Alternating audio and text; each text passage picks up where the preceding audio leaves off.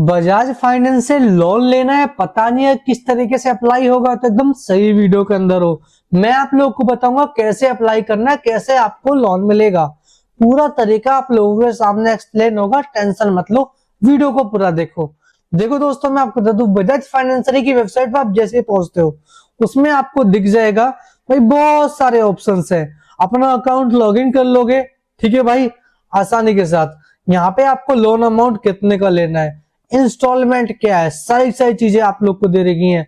24 महीने के लिए 40,000 की 1,800 रुपए की मेरी किस्त बन चुकी है। 40,000 लोन लेने के लिए 2 साल की किस्तें हैं, ठीक है भाई। फिक्स इंस्टॉलमेंट बन गई है।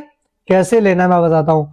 आप 40,000 में 4,700 का इंटरेस्ट, टोटल अमाउंट ये हो गया। अब आपको किस तरीके की फीस लगेगी वो भी देखना पड़ेगा। प्रोसेसिंग फीस कितनी है आप ये देखो। प्रोसेसिंग फीस है 1,572 rupees. Total loan amount processing fees के साथ होगा, यानी कि आपका लोन अमाउंट होगा 41,000 रुपए का। इंस्टॉलमेंट आपकी बनेगी 2,000 रुपए की, और रेट ऑफ इंटरेस्ट है 15%, यानी कि महीने का 1% से थोड़ा सा ही फालतू।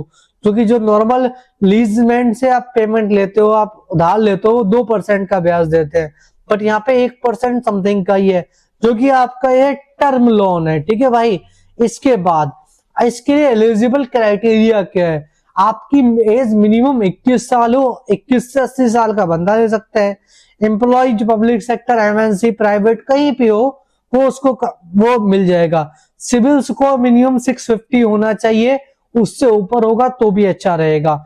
सेल्फ एम्प्लॉयड और सैलरीड बंदा इसको ले सकता है, ठीक है भाई। केवाईसी डॉक्यूमेंट क्या क्या चाहिए, देखो केवाईसी डॉक्यूमेंट में अपने Aadhaar card, passport, voter ID, driving licence, जो कि हो गया है PAN card, employ ID card, भाई जहां पे आप काम कर रहे हो, सैलरी स्लिप, क्योंकि सैलरी स्लिप मिल रही है लास्ट 3 महीने का कितना सैलरी मिल रहा है। बैंक स्टेटमेंट प्रीवियस 3 मंथ, क्योंकि 3 मंथ में सैलरी मिली तो बैंक में तो आई होगी। आज के टाइम पे कहीं भी कैश तो सैलरी नहीं मिलती ना। पाइप का गैस बिल, मतलब अपना गैस का बिल कोई हो, पेंशन, और अगर पेंशन वगैरह है तो पेंशन का दे सकते हो, बिजली बिल दे सकते हो, फोन का बिल, जो भी मतलब चाहिए था बहुत सारी चीज दे दी इसमें, पर ज्यादा कुछ नहीं देना पड़ेगा। 2-3 चीजों से अपना लोन हो जाएगा। ये चीजें रहेंगी। एक है 36 महीने का, अगर आपको मानो 36 महीने का लेना है तो आप लोग की किस्त कम हो जाएगी, बट इंटरेस्ट बढ़ जाएगा। चलो दोस्तों, मैंने आपको बता दिया सारी चीजें। उसी तरह 48 महीने में भी अलग है, अलग अलग तरह के फ्लेक्सी टर्म है, किस तरह के टर्म है वो अलग अलग तरह के लोन आपको मिल जाएंगे। अब चलो लाइव अप्लाई करते हैं। तुमने अप्लाई किया है आप लोगों के सामने, उसके बाद ओटीपी मेरा वेरीफाई हो रहा है। वेरिफिकेशन प्रोसेस मैंने ओटीपी वेरीफाई किया।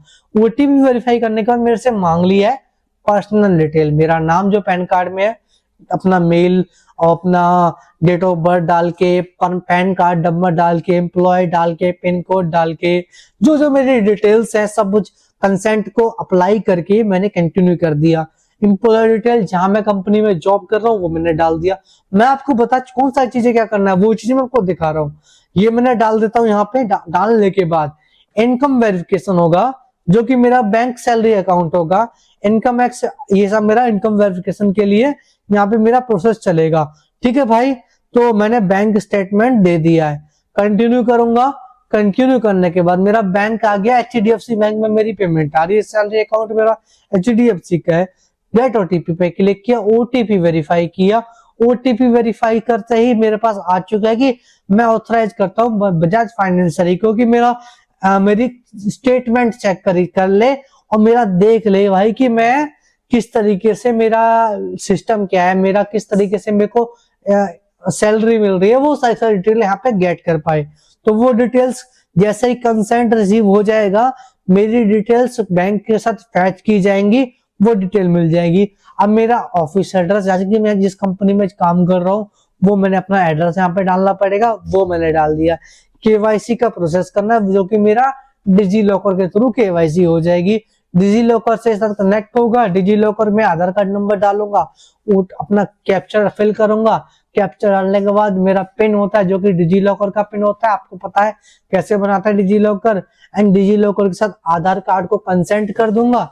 एंड कंसेंट करने के बाद मेरा फुल फादर नेम वगैरह डाल के इसमें एडिशनल इन्फॉर्मेशन जो जो मांगता है वो दे दूंगा एंड केवाईसी वेरिफिकेशन सक्सेसफुल हो जाएगी। जैसे केवाईसी वेरिफिकेशन सक्सेसफुल होती है, अब आता है बैंक अकाउंट कि भाई मेरे को जो मेरा लोन लेना है कौन से बैंक में लेना है।